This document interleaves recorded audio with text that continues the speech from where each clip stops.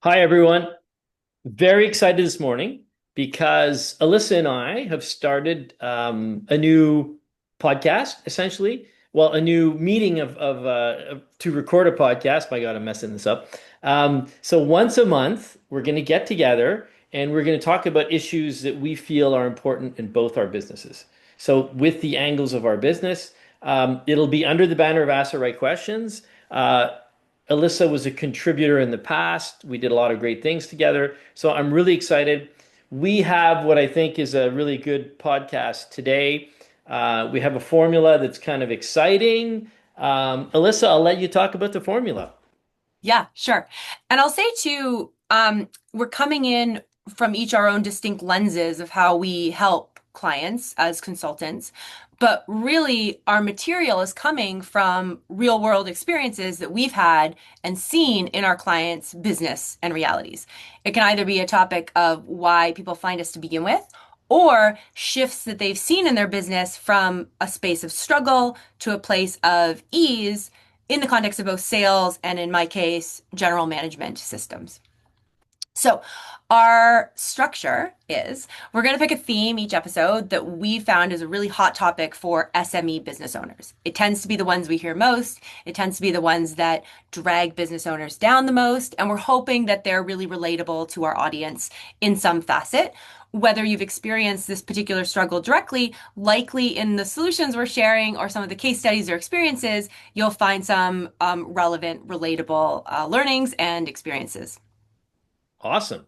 So there's a couple of subjects. Well, there's one subject we want to start with today. It's very raw. It's very out there. I'll let you. We were actually busting our guts laughing when we first talked about it, but I think we laughed one because it's true, and the title can seem quite crass. So go for it. Yeah. So we've legit heard it. Maybe not exactly verbatim in this way every time, I but have. essentially you have, I have too. Yeah. But lots of owners sometimes go home at the end of the day grumbling to themselves. It keeps them up at night and they wake up saying, "Oh, my sales team is shit."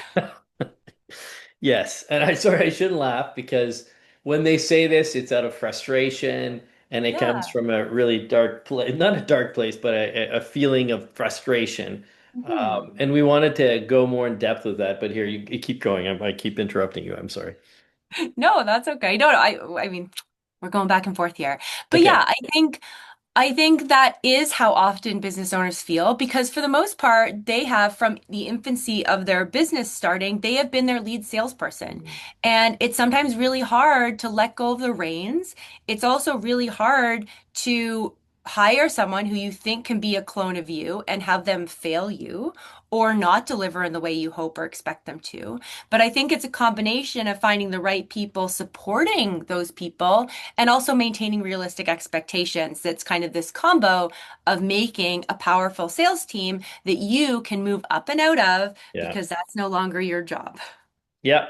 Absolutely. And I mean, we'll get into the crux of it, but essentially, I think you said it well. A lot of business owners start the business themselves. They grow it from scratch. So they have a view of how they want it to grow, how they want to sell. And so when the teams don't deliver exactly the way they do, they get upset and they get to a point where they say, my sales team is shit. And I think it's more of a perspective and it can hide other problems that probably need to be dealt with, i.e., leadership, i.e., the approach to which you go out there and sell and being realistic. It's not every salesperson that thinks like an owner. And that's something that can have great incidents on what's going on. Yes, exactly. And I feel like you had a good case study. So, do you mind sharing, Paul, Yep. the story that you have as an example of where you saw a team kind of shift from underperforming to over delivering because of some key changes that have been made? And we'll talk in more detail about what those changes are. Yeah. Okay. So I'm gonna I'm gonna hide the names because I just think it's a polite thing to do. So we'll call her Jessica. Jessica owned a business that got bought out by a bigger player, but Jessica ran that business.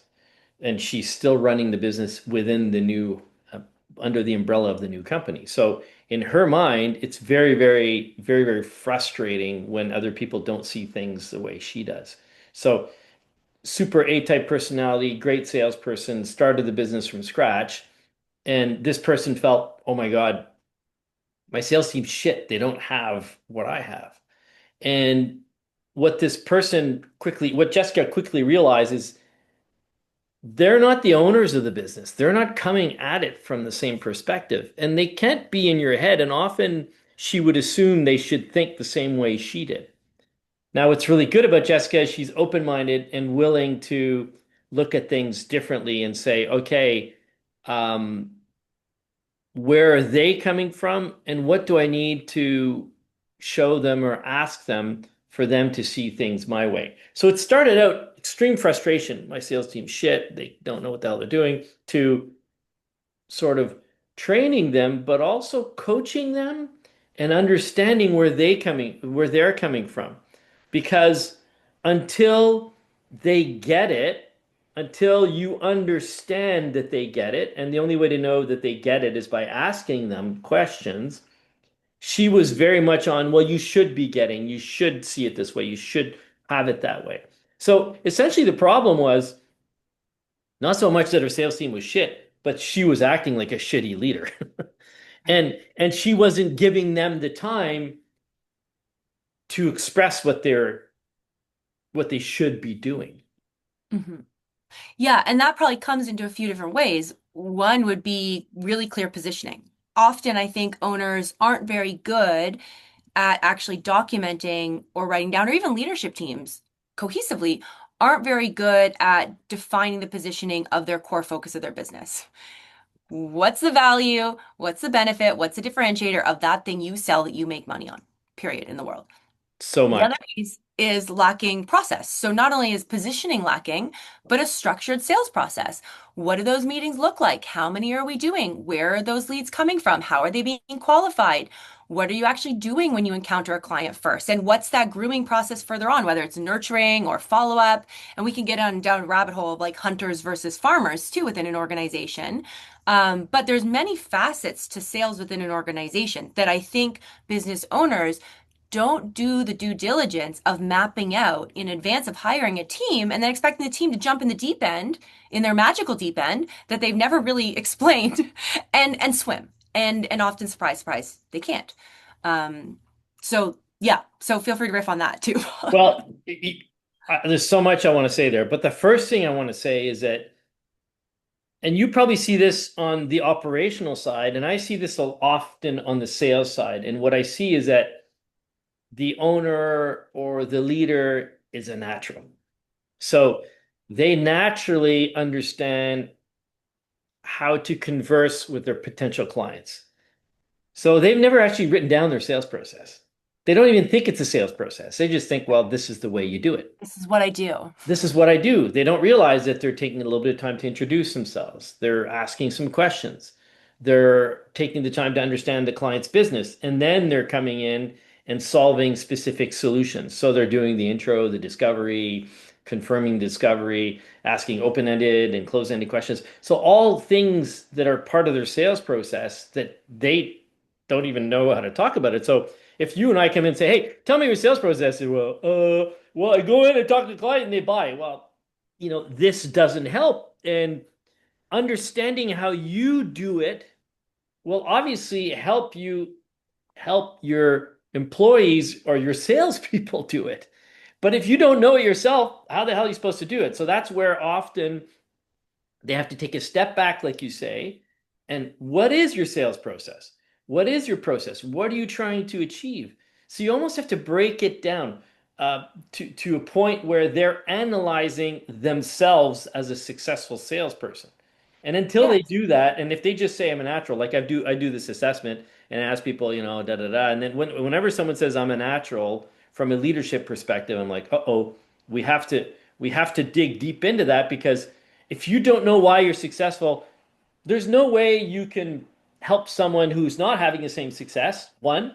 And two, the guy that is successful, the girl that is successful, you don't really know why either because they're just good at it. which is fine if Right. you fall on that person, but if you don't, boom. Yeah. Yeah. And yeah, there are unicorns out there, but um, it's interesting as a case study that I've experienced somewhat recently in linking it more in terms of doing Did you like work with inside Jessica too? POS. Sorry? Did you work with Jessica too? No, so I'm kidding. Totally. I know lots of Jessicas. Okay. Um, but in this case, we talked a little bit with a client of mine too about, and I've seen it in multiple clients, when we talk about building any sort of sales process, it also links closely to the arc the architecture of your organization in terms of your people, what we call in EOS world accountability charts, right? If you don't know your process, how are you supposed to know the roles that need to be played to execute that said process? And it's often a chicken and an egg kind of experience. But the other sales debate that I've seen owners have, and I've had discussions with them about it, is, you know, does your salesperson need to be this unicorn creature of an incredible charismatic hunter that can go out and bring in the kill or bring it back to the den? And do they also have to be technical experts on your product or service? And it's been an interesting conversation to have in the both ops and sales space at a higher level with executive teams and owners. And I've come to the recognition of late, specifically with very technical companies, that who have even brought engineers up to be salespeople, and it hasn't worked, right? There's a charismatic, unexplainable finesse Pizzazz. that pizzazz. Thank you. I'm Panache or combining finesse and pizzazz? pizzazz I like you mix both panache and pizzazz. I like it. It's a completely. new Like word. just I made a hybrid. I'm Yeah. making up words now. That a salesperson has to have. Yeah. And usually, your lead engineer who can talk to death about your product or service and go down a rabbit hole in detail is not that person that Stereotypically, can yeah. do the hunting. And when there's a structured sales process within a scaling and growing organization, you can find a way to win a big client by utilizing both facets and forces in the business. Ridiculous example, right? You have a great salesperson. They're going out for dinners. They're networking. They're out there in the world. They're making connections. They've got a Rolodex that's long. They land a sales meeting. That person does not have to be an expert yet on the product, but they Mhm. have to get that person onto another meeting. Hey, Paul, you and I had a great rapport. Trust me, my biogenetics magical machine can make your life better. Here's how it does it. They have some basic speaking points. They have good positioning. They have a general understanding of the concept of how the magical box takes you from A to B. If there's more interest, the next step in that sales process could be, I'm going to bring in Bob. Bob will talk to your tech guy. Our tech guys will chat. It'll be great. We'll have lunch. The tech guys will chat. And I'll bring in Bob, and Bob's going to talk all details about the magic box. That's a sales process. And it means you don't have to have a unicorn hunter. You have to have multiple people and multiple touch points to land that kill, Yep. right? Yeah, I that's a very good example of um, categorizing the sales process. So you've got it, right? So the hunter opens up the door, finds out the major pain points, has a discovery session to, and understands enough about the product to know that, hey, this is a good potential. And then you've got the whole discovery. And if there's a very technical discovery, well, then you'll bring in some expertise. And then you've got the whole era where you're closing that, but you've also got three levels of sales types, right? You've got the hunter who opens the door, and then you might have a different type of salesperson, a different type of structure where you've got a hunter, and then you've got an account manager who sustains the account Hmm. and grows it, a farmer. And then Yeah. you've got the account manager, the sort of typical account manager that just sustains it. So you've got three levels of sales going on, but you've also got intensity in the technical knowledge. So you're right. If you've got some unicorn owner who's got everything, has Right. got like the three sales types and understands the technicality. Well, it might be too unicornish. And in her world, she may be saying, "Well, my sales team shit," because she's expecting them all to be engineers like her and have Yes. the account manager, sorry, have the account manager, the farmer, and the hunter approach.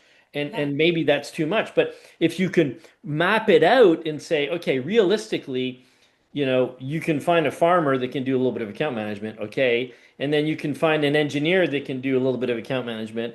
But Or most even of my sell, come in for the sell, yeah, Do a but my dog and pony engineers show about can't the do the box. hunting, so you need to you structure it, then you become more realistic in your expectations. Yes, exactly. And I think that's where a lot of business owners feel like their salesperson is failing them because often I've had them say to me, oh, my salesperson doesn't understand the product enough. They don't understand the service or the product in detail. And they think your salesperson needs to be the equivalent of your engineer or your biochemist to sell it. And that's not necessarily true if you have a highly effective sales process. Okay. Yeah, and it's what is hard for that owner is that they don't realize that until they're told that. So Yeah. they come up and say, "Well, why isn't everyone like me?" But once you map it out, it makes sense. So this is good. Okay, so I guess if we were to wrap this one up, Alyssa, we would say to the owners, understand your sales process, understand what the benefits are to your company, and be realistic in what you expect of your sales team and of your operations team, and where do they divide, and look at what the market does for something that is scalable. And scalability often means, giving people tasks that are specific to what is easy for them to do. I don't know if that makes sense, but like a salesperson sticks to sales, and the operations person sticks to operations, and the engineer sticks to engineering, whatever it might be. But then it becomes much more scalable. I don't know. How would Yeah. you wrap it up? Because we also have another topic we want to talk about. I agree. Um, yeah, I would say that too. I think it's a combination of having a defined process of you how a client experiences your business across the board. I refer to it as customer journey mapping, but it's an incredibly valuable exercise to do. And then from there, yeah, you're mapping out the roles and responsibilities of jobs that need to be done to accomplish that task. And then from there, when we talk about hiring, again, I think we scratched the surface here on all the issues that I think sometimes business owners have with their sales team. But another piece is just not really hiring for the right description of what you really need them to actually be good at and capable Yeah. of doing. Yeah. So there's a lack of a clarity in the role and responsibility even at the onset of hiring, and then someone will fail you as well or struggle in the deep end. Um, Yeah. and then another quick question too, Paul. Do we have timing wise? Do we have another like few minutes for our Oh time yeah, here? for sure. I didn't want to hog up all the time on our other subject. But yeah, for I sure. I think we're mean, good. I think if we yeah. roll for another 10 minutes on this one, then we Okay, can okay. All right, good good. All here right. for the Let's next keep one. going. Yeah, let's keep going. So I guess the next piece too is next question is we've kind of touched on everything, but what are other root causes of owners feeling that their sales team is struggling? What are some other reasons? So we've mapped out already that we recognize we're expecting maybe too much of our Yeah. hunter. We've recognized that we maybe haven't given them enough tools to sell effectively, being clear positioning or a sales process. What are some other ways that you found business owners feeling like their team is not delivering It's sales? interesting because, well, I want to approach two things here. One, we've touched upon it a little bit before, and that's that the leadership or the ownership is incapable of looking at their business from a third party perspective, i.e., how employees or contributors or colleagues feel about the business. If you're the owner, chances are it's your baby. It's like your child, right? Whereas for your colleague or your employee, they don't see it that way. And if you've run this business since you're 18, you've never had a normal job, you don't even understand what it means to just have a job. So that's one root cause for sure. And the other root cause is, and it touches on another point that we want to talk about, is it's not because you're an owner, you're a great salesperson, and that you have employees that you're a good leader. And leadership is leadership is definitely something that a lot of owners and business leaders don't understand. Um, and it's not, and the main thing in leadership to me that I've seen that they need to work on, and I want to touch that root cause first, is that they forget that their colleagues or their employees are actually human beings that have motivations and dreams and aspirations. And if you don't understand that and you're not able to connect those to what you're offering them as a job, you don't really understand them. If you don't understand them, you can't motivate them. If you can't motivate them, you're operating with a black box. Hmm. So, in getting to know them, in getting to understand them, then you can move from training, which is what a lot of leaders do, to coaching to understand how your business, the owner's business, helps that employee or that salesperson move forward in their life, Hmm. how it helps them achieve their dreams and aspirations. And a good leader knows that.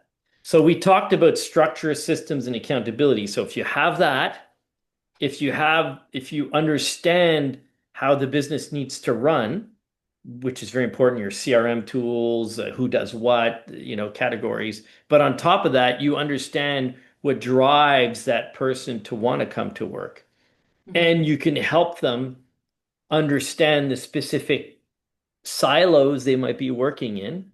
I hate that term, but sometimes it's a reality. Then you can help them grow and you can help them get better at what they do. And then you're a true leader because a leader, it's been said a million times, but a good leader helps you achieve your objectives, doesn't just help himself or herself achieve their objectives. I don't know. That was a long-winded one. I'm sorry, but does that make Yeah. sense? Yeah, no, it's true. And I agree. And I'll expand a bit too on accountability, which sometimes feels confusing to people because it's Yeah. like, what does that mean? What does that look like? Accountability can sometimes feel like micromanaging, and most SMEs, pride themselves on not being micromanagers, Mhm. right? It's good to work here. There's only 15 of us, there's only 20 of us. I don't micromanage. I give my team space. I trust them. I give them Yeah. autonomy. But what happens is, and I joke a lot of times that businesses, kind of, especially small businesses, operate like a family, right? If you think of employees, and this is belittling employees in a way that I don't mean to, but it gives it a reference and it's a good context, I think, in my experience, of if employees are kind of like your kids, right? Who you have a responsibility to, who you're expecting to deliver to a certain degree, but it's your job to lead them and support them. Kids work better in a structured environment, right? If you think about a toddler, they want to know when their snack is, when their lunch break is, what's expected of them, when we're driving, when we're arriving, right? So the more structure and support, and I don't mean big brother, I don't mean like, I mean like structure in a loving, caring, human way, the more your team will thrive. So in my world, especially in the EOS space, accountability is in the form of a very simple, effective weekly meeting. And that's the biggest accountability tool that I work with clients. And it really is a matter of helping your team understand expectations, helping them week by week in 1 hour of your time. So it's not all the time. You don't have to be popping over their cubicle. You don't have to be spending the majority of your time doing this. It's 1 hour, 90 minutes a week. You're tapping in with them and you're holding them accountable to the actions they've been driven to do via metrics, via objective facts, and you're uncovering if they're able to do it or if they're not, and you're offering them support if they can't, and you're rewarding them if they can. And a good salesperson, your type A sales hunter, wants recognition, wants a bonus and reward, and is okay with being held accountable to their deliverables. A bad salesperson doesn't want any of that. And that's a sign that you don't want that person on your team because they will be probably a shit salesperson. It's so true. And it's true that accountability is often misunderstood, and you described it very well. One thing I like to do as well when I'm working with sales teams, is I like once, let's say the sales people have been there for a while, over 6 months, and they're doing okay, but you want them to create some kind of plan for the following year. What I like to say to leaders is let them build their plan. Don't give them their plan. Let them build their plan, then hold them accountable to that plan if you agree with it, obviously. And what I like, and we give the children analogy. We often give the children analogy because a lot of leaders treat their employees as children, and it's not good, as you just said. I prefer the sports team analogy or the band, the musical group analogy. Whereas if you're the singer and the drummer and the bassist and the guitarist are not playing the same thing, it's not going to sound very good. So yeah, you might be the singer up front, leading, talking to the crowd, but you need that team. If you're the quarterback on a football team and your long receiver is never catching the pass, you're not going to do very well. So it's more about working as a team and everyone understanding, being accountable for what they need to do. And that is so important.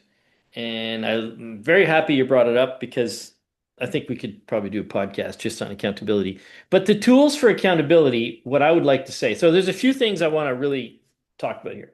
If you want to be a good leader, think about, go research and think about once they've been trained on the product and whatnot, think about coaching. And coaching is about asking questions to your team members about how they should be doing things before you just tell them, at a high level. And a good leader is also coaching your team to move forward. Now, if you're the leader of the company, you also have vision, you also drive, and we can talk about that in another podcast. You're driving the company a certain direction. And the other thing that's important, and you talked about it a lot, is if you have accountability, is you need to have a plan. What's that plan? The plan is based on actions that you need to do that you control, particularly in sales. If you're just saying to someone, I want you to hit that big number, and they don't have a plan to get there, well, they can do whatever they want willy-nilly. As long as they hit the number, you're happy. And if they don't, they don't. Well, then that's a recipe for disaster. If you say to them, what are the actions you need to do to get there? Then you can keep them accountable on the actions that bring them forward to those numbers. And that's really important.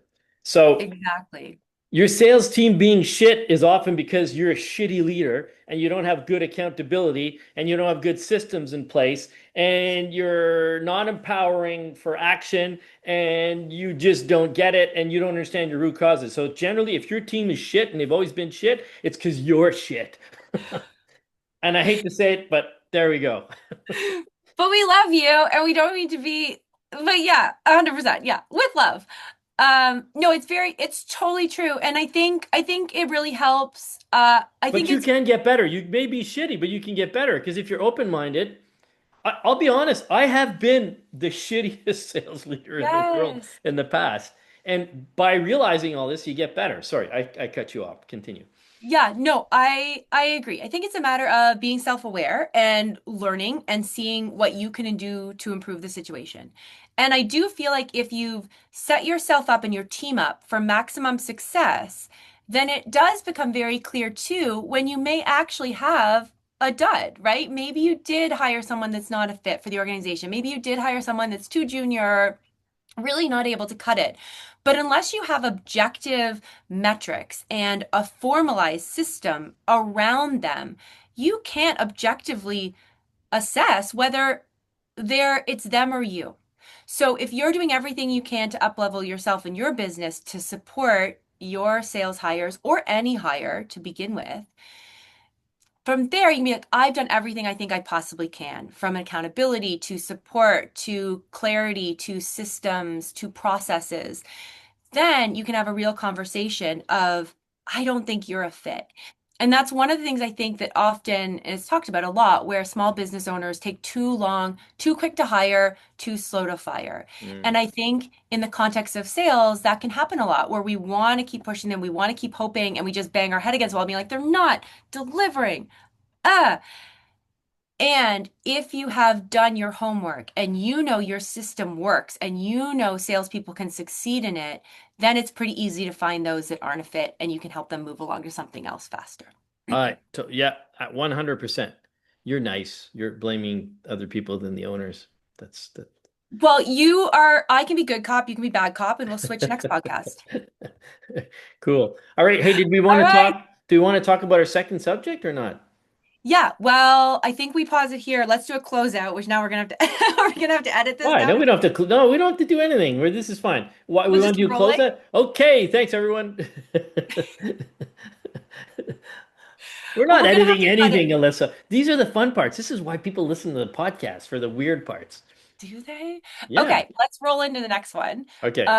So keep listening, team. We've got another one for you. Or take a break as you like. It's up to you because these will be in two separate files in your favorite podcast listening platform Experience. experience. Thank you. Okay, topic number two. Um, what was topic number two? I have it here. Okay, good. I don't have questions for it, so we'll Oh, just we'll just that's roll. okay. We can. Well, I think we Oh, both. meetings. We're talking about Yeah. meetings. I have. Yes. You said. I like the way you said. You said I have meetings for my meetings. So basically, too many meetings. You have meetings to plan your meetings, and um, yeah. I'll let you intro this one. I have a ton to say about it, but I want to hear your perspective first because it was very interesting when we were warming up before the podcast. Yeah, totally. I have a question though. Logistics production question. Are we making these two separate podcasts or are we No, rolling into it as one? no. Okay. Let's roll into it as one. Okay, We'll have two listeners, subjects. keep Yeah. following along. This I is our love it. first one. We're testing it out. And if it's too long, we'll split it into two in the future. But like, Okay, this is good, a good. conversation. This Okay. is I'm privileged to have a conversation with an extremely intelligent human being who is bringing stuff forward. So let's just cram it in there. I think we could have Aren't some you subjects. aren't you lucky? Same, same. Um, okay. Thanks. So we get a lot of times, both of us have encountered this with clients and business owners we talk to, and also with, I would say, team members, right? Again, working for an SME, mid-sized small business, sometimes it feels like we just are talking in circles. And Yeah. sometimes it feels like we have meetings for our meetings, or our important work gets derailed by meetings or conversations or interactions of people popping into our office, popping into our cubicle, popping on our Slack chat, whatever we want, and derailing us. So the concept is it feels like we have meetings upon meetings. And in particular, when I implement a management system with companies, one of the most important tools is a very structured and highly effective 90-minute weekly meeting. And I often get pushback on it because, like, oh, we don't want to have a 90-minute meeting. Why would we want to add another meeting to our schedule? We already have meetings for our meetings. And my response to that usually is, well, are they very effective? Because they're probably not very effective if you have to have a meeting for your meeting, or you have to have snowball conversations following what seems like a conclusive meeting. But if you reframe the meetings you're already having in a very strategic, highly effective way, it reduces the amount of chatter, the amount of side conversations, and the amount of lack of clarity that the meetings upon meetings often derail issues or conversations or actions into. Yeah. I like to back into root causes on meetings as well. Um, and this is something I've seen in small, medium size, and enterprise size businesses, right? You see it everywhere. Um, and it seems to me that meetings, and I don't know, maybe you see it the same way, but to me, when you have too many meetings, it's sort of a way of hiding disorganization. You're just ramming a bunch of people in a room because you don't really have a structure, you don't really have a system, you don't have proper accountability. So it's like, yeah, okay, let's just get everyone in a room and decide what we're doing. Okay, well, we talked about this last week. Okay, someone else has an idea. Okay, so it can often be lack of leadership, lack of structure, lack of organization. And let's be honest, we're all human beings. When your company grows, when you scale, everyone lacks leadership, everyone lacks structure, and everyone lacks organization. It's a normal process. So the first the first growth pain is let's have a lot of meetings to make sure everything, works well together. And the extrovert, there's extroverts, introverts. Extroverts like meetings because they talk, they're in a group, and the introverts hate them because it takes them away from the focused thing that they're supposed to do. Now, I understand the leader that says, well, we got to have more meetings because we're not, we need to readjust all the time.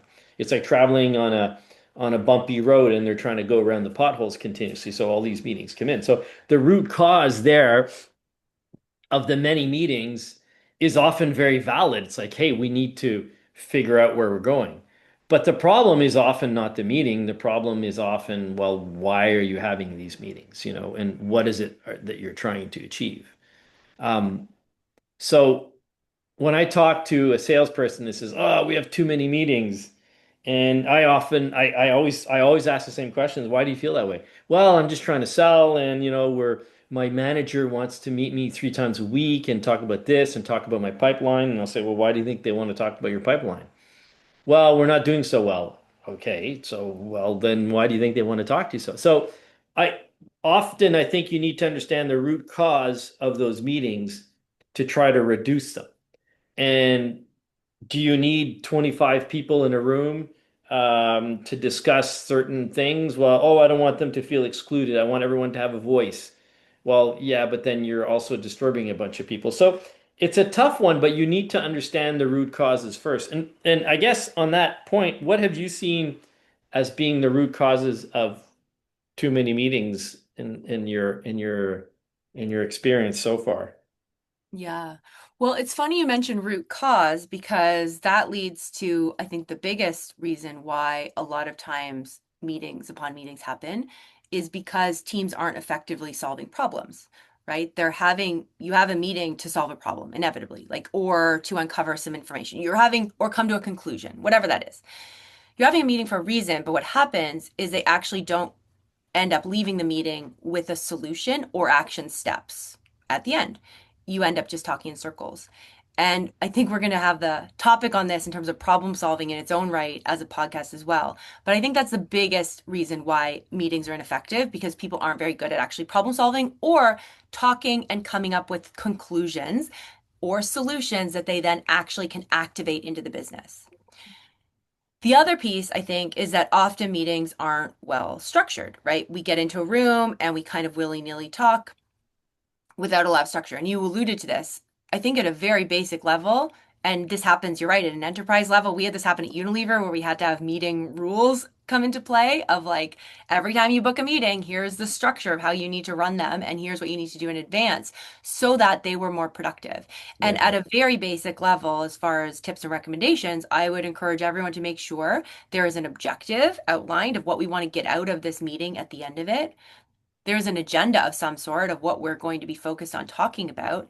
And there's a section where somebody documents the solutions, the actions, and the outcomes that come out of that meeting, and people are actually assigned to do those things in the business before you leave that room. Yeah, and I think that's great. So can you run through those? Because I really like it. Do you believe in that structure? Well, from an EOS perspective, L10s I've seen actually transform businesses. So Okay. that's a very structured meeting that takes a little longer to get into in detail. I'm giving you Yeah, kind of but let's say, top line what if you level. just top line, what would you suggest there? Because I really like that. What would you say? Could you re-enumerate those? Well, I think at a leadership level alone, and I don't know, it depends on where the meetings are happening, but meeting structure and proper meeting hygiene, we'll call it Yeah. that for lack of a better word, comes from the top. So if the owner knows how to run and structure and execute an effective meeting, they can teach that to the team. So it starts at the top, like everything in a business, right? It starts with the owner and the executive team being good at effectively running their own meetings. Once they're good at doing that, then they can start to teach it and implement and Yeah. action it amongst the L1, L2, L3 levels of management. Yeah. It all starts from the top. So it comes from a place of an owner understanding, and L10s are a nice way to start because they're a very structured, specific type of meeting of how to run meetings with your executive team. And I've seen once L10s get running, again, very similar, have a specific agenda. There's different sections. They end and start on time. The majority of the time is spent problem solving, issues in the business that are preventing them from moving forward. And then action steps are assigned at the end of Yeah. that meeting. And that happens every week. And that keeps a leadership team on track. Yeah. And I've had actual testimonials of people coming back to me saying, Alyssa, I didn't know what to do with myself. I literally didn't have to do anything until the next L10 because all I did was table it and then we talked about it and then it was gone. Yeah. And I didn't have to talk to Bob in his Yeah. cubicle and Joe in her cubicle By and the way, L10 is a name of a meeting in the US world. That's what we're talking about. So a meeting that recurs. It's a level at the executive level. So what you're saying, if I was to summarize it, just for the person listening to us who doesn't know EOS or is trying to make their meetings better, it's have an agenda. What are you trying to solve, and what are the actions to solve that, and when does it need to be done by, right? yeah, yeah. So have an objective. Why are we meeting? Often that's lacking in itself. Why are we meeting? Why are we in this room? What are we looking to accomplish? Yeah. Agenda, rough, of here's what I'm thinking we're going to talk about. Three Yeah. bullet points. Doesn't have to be much.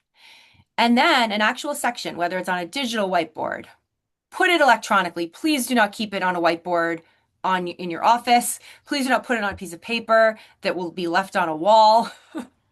Make sure everyone documents then the actual action steps in a real place that can be referenced day to day to make sure that the team is held accountable to getting their assigned tasks done.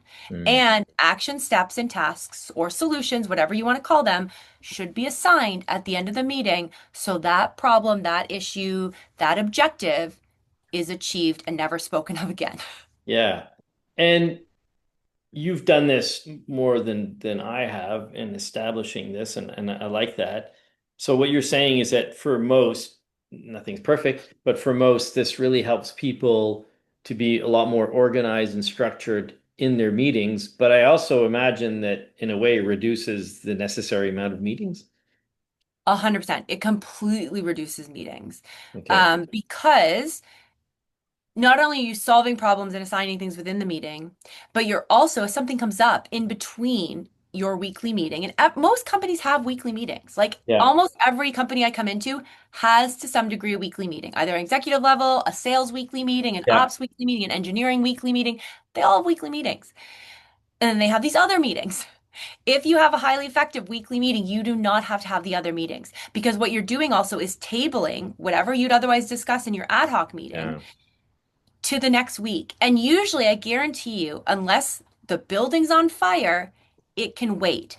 And a Yeah. lot of times, when people pause on an issue or a fire starting or an implosion or a struggle that showed up on their desk that day and they actively have to do something about it, if they just write it down and leave it, sometimes it actually goes away on its own. Yeah. Or you come up with a solution by yourself or you just have a beat to think about it. And what happens is teams often raise those issues up the food chain. So as a result, VPs and owners in small businesses get hit with that fire all the time. So Mm. they feel like they're constantly firefighting, they're constantly supporting, they're constantly being pulled down in the day-to-day operations Yeah. because their team is not well equipped to self-manage the things that come up. Yeah. That's a good point. Um, can I make a really simple analogy? Mhm. So if you have a 10-year-old who for whom you always prepare their snacks and they come home and they say, I'm hungry. Well, you got to go prepare the snacks. If you teach them how to prepare their own snacks, then they're going to do it. So this also is teaching the team on how to prepare their own snacks. They're Yeah, thinking, they're not just, they know, okay, at the end of, next week I'll be able to talk about it, but hey, I think I can work this one out myself. yeah, And that's also an accountability and structure and an organization, right? Because I think if you're not properly structured, organized, you don't have the proper systems in place, and you don't have proper accountability, doesn't matter what meeting structure you put in place, it's going to fall apart. right. Do you agree? And for larger organization, it creates a uniformity across functions and departments of how they talk and how they run meetings. Yeah. So I've seen it happen at large organizations of like 1,000 people with everywhere from 1 to 3 levels of management, like 3 levels of management, Yeah. VPs, L1, L2, Yeah. L3. I've now seen, because everyone's speaking the same language, Yeah. having similar weekly meetings, now at an L2 level or an L1 level, they can have the finance person who's getting ornery, let's say at the tech person or the ops person. They can now at an L2 level, at a manager level, not director, not VP, can Yeah. now have a meaningful, similar conversation with each other using tools and a same meeting structure to solve their own problems so that no longer has to be escalated to their bosses, which used to be what happened. Yeah. Or functions would pit against each other and there'd be this grumbling of like they couldn't solve their own problems, so it would get elevated and then ignored because it wasn't a priority. Yeah. Makes a ton of sense. So I guess what we're saying is, sorry, sorry, Bless allergy you. season. I guess what we're saying essentially is if you have a proper structure to your organization and have a proper structure to your meetings, you will solve your meetings problem. Meeting problem. It's Yeah. a start. It's genuinely start. It's not, there's no real magic wand, but having more intentional meetings, having genuine outcomes and action steps that are assigned to real people, to your point with timelines, and then they're held accountable to doing the work, means that that issue gets solved in the business. Yes, another meeting will come up, but you get really good at rocking through meetings and accomplishing what you've sought out to do the more you practice it. It's a skill. It's like, again, going to the gym, learning to ride a bike, you get better at running efficient meetings. Yep. And then you have less because if you're good at it, it happens fast and problems don't arise as much. Yeah. Yeah, I like that. So what would we, if we were to summarize it and give a quick sort of executive answer to that of what we've seen and how to solve it? You're talking to someone, you've got 2 minutes to tell them how to make their meetings better. What would you say? Make an objective, know why you're making a meeting, and explain it to the people you're having a meeting with. Give yourself a really rough agenda that gets shared with people in advance so they know what they're coming into, and make sure you document and assign action steps out of it. Cool. I like it. That's great. Good Yeah. stuff. Alyssa, we're good. How do we want to wrap this up? A song, a Mm, dance? yeah, I think I don't know. I don't know how to wrap up a podcast. I'm not very good at that. You do it. Okay, You're good at it. I'll do it. So first of all, it was very, I think we went through a lot of really good stuff. Um, Meetings, team happiness or team or ownership, happy with the team satisfaction. And the thing I like the most about this is that your experience and my experience comes from tried and true working with people who've had these experiences. We're not just riffing off what ChatGPT tells us. So what I would say to leaders is take the time to understand why you're having meetings, listen to exactly to what Alyssa said about structuring your meetings properly, and ask yourself if you're dissatisfied with your team, what is really going on? Break it down and understand the steps to getting there. So again, thanks everyone for listening. We'll be back in a month with more great subjects. In the meantime, keep listening to the podcast. Have a great one. Thanks, everyone.